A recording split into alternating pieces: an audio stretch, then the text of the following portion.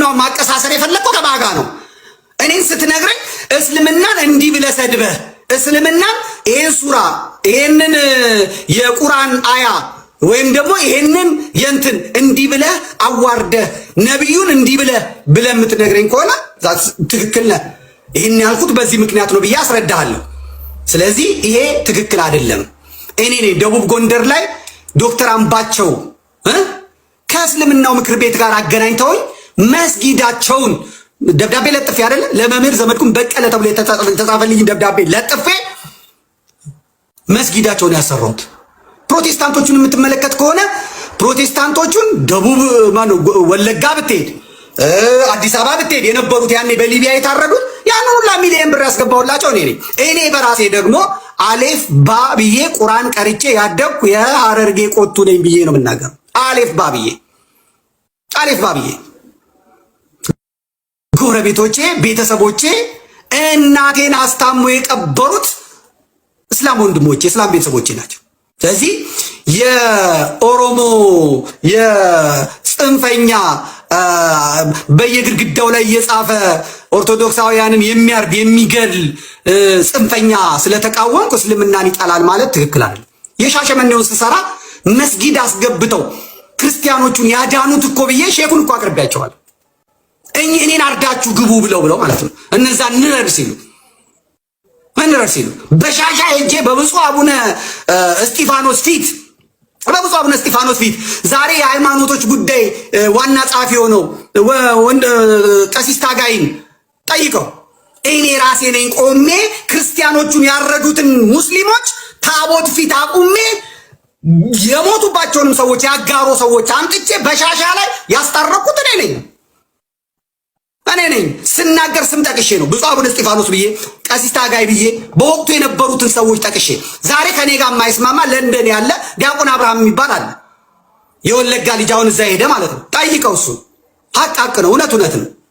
ስለዚህ የሚከስር ፖለቲካ ባትሰሩ፣ የሚያዋጣ ነገር ቢሰራ እኔን መጣል ይቻላል፣ እኔን መጠየቅ ይቻላል፣ እኔን ማዋረድ ይቻላል። ግን በሚሆን ነገር ቢሆን ጥሩ ባይ ነኝ ብለው። ምክንያቱም እኔም ሌላውን አፈርደቼ ለማስጋጥ የሚሄድባቸው መንገዶች አሉ። ከተሳካልኝ ተሳካልኝ፣ ካልተሳካልኝ አልተሳካልኝም። ልክ በዛ መስመር የመጡትን ጥያቄዎች በዛ ቢሄዱ የታወቀ ነገር የተጨበጠ ነገር ቢሆን ጥሩ ነው። ለጥያቄ ግን ክብረት አለኝ። ክብረት ይስጥልኝ። እጅግ አድርጌ አመሰግናለሁ። ካልመለስኩልህም የእኔ ድክመት እንጂ ያንተ ጥያቄ አይደለም።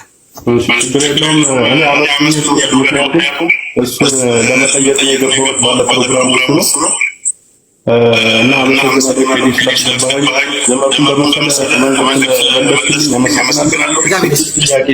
ጠይቄያለሁ። ለእኔ አንዱም አልተመለሰልኝም። መልሱን ውጭ ያለ ተመልካች ፍርዱን እሱ ቢሰጥ የተሻለ ነው።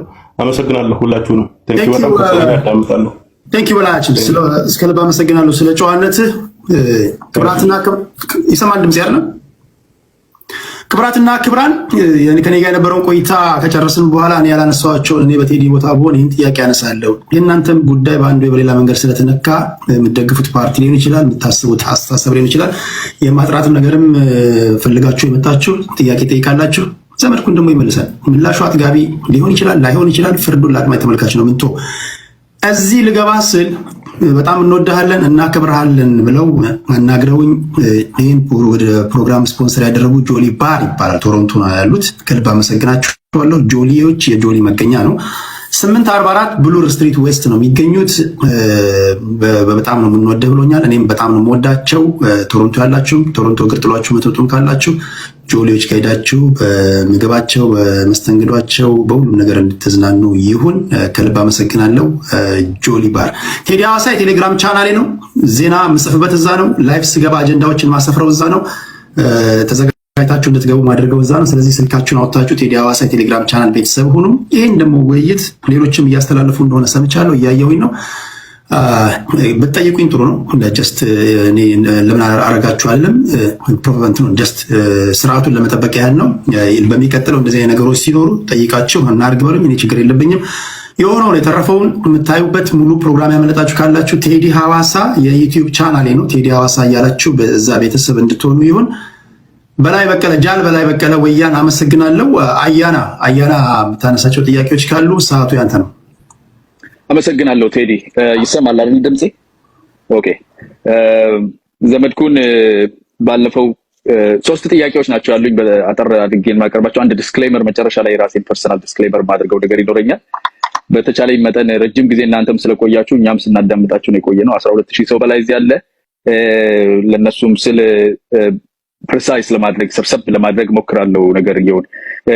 እናንተ እንደጀመራችሁት ከሰፊው ሳይሆን ከጠባቡ ደግሞ ከፐርሰናል ከሆነው ጀምሬ እያሰፋው ሄዳለሁ። ሜንሊ ልናገርበት የሚፈልገው ዛሬ ፖለቲካውን ብዙ እኔ ፖለቲካውን አልታየኝም። የዛሬው የኦሮሞ ብሔር ተወላጅ እንደመሆኔ ኦሮሞ ብሔር ጋር የተያያዙ እዚህ ቤት ውስጥ ዛሬ ከተወሩ ነገሮች አንፃር አንዳንድ ነገሮችን መናገር ሞክራለሁ። አሁን በቀለ ወያም ጠይቆ የተመለሰለት መልስ በዛ አንፃር ስላላጠገበኝ ጥያቄን አላነሳውም። አንዳንዶቹን አንስቻለሁ።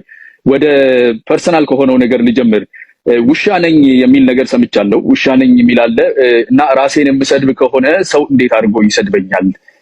ራሴን ብሰድብ ሌሎች እንዳይሰድቡኝ ማድረግ እችላለሁ የሚለው። ስለዚህ አማራ አይደለሁም ብሎ መናገሩም አማራ አይደለህም ብለው እንዳያስወጡኝ ወይም መሀይም ነኝ የሚለው አልተማርክም ብለው እንዳያስወጡኝ የመከላከያ ዲፌንስ መንገድ ነው ወይ የሚል ዋነኛ ጥያቄ ነው ፐርሰናል በሆነው ደረጃ። ቢኮዝ ራሱ ዘመድኩን ሲናገር እንደሰማሁት ሚዲያ ላይ ነው ዋናው ጦርነት ያለው በአንደበትና በጽሁፍ ነው፣ የብዕርና የምላስ ጦርነት ነው የሚል ከሆነ በአንደበትና በጽሁፍ ደግሞ እኔ መርቻዋለሁ ብሎ በግልጽ የሚናገረው ስለሆነ የልዩ ኃይሉን ደብዳቤ ያወጣሁት እኔ ነኝ፣ በግሬደር ሲቀበሩ ምናምን የሚል የሆነ ትርክት ወለጋ ላይ ያለ ትርክት አሁን በጣም ብዙ ቻሌንጅ የሚደረግ ሚዲያ ላይ በፊት ግን ብዙ ሰው አምኖ የገዛውን ትርክት የሚያወጣው የሱ የሚሰራበት መረጃ ቲቪ እና የሱ ቻናል እሱ ስለሆነ ማረሸትን ማስወጣት ላይ የሱ ትዕዛዝ እንደሆነ ነው ከሞላ ጎደል ዛሬ የሰማነው።